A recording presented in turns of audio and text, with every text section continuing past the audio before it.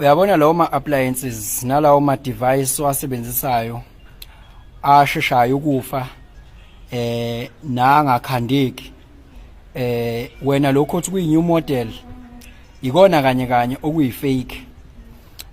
Ungathethisa iy'ngane ukuthi sibulala umshini wokuwasha, cha wenziwe ngamabomu ukuthi ube yi-fake. Ungathethisa iy'ngane ukuthi sibulala ama-microwave, zenziwe ngamabomu. Izinto zamanje ezingama-appliances nama-utilities konke ney'moto lezo zinto zenziwa zibe inferior ngamabomu ingoba kwaba khona into ekuthiwa i-Phoebus cartel, iy'nquphunga zama-companies ama-electricals or ezase-Germany, ezase-Netherlands, ezase-USA zahlangana ngo-1924 eGeneva zaqhamuka nalento ebizwa ngokuthi i-planned obsolescence, an engineered failure, ukuthi into ifeyile singakashayi isikhathi.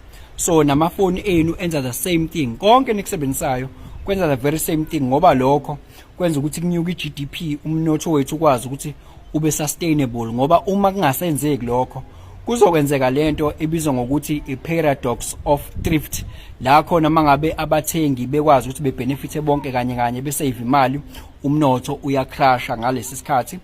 Ubingelelo changes akhasha uthi ngenzeka noma yini noma inini noma kanjani kunoma ubani, ngoba impilo ayisiyona lento ocabanga ukuthi iyona.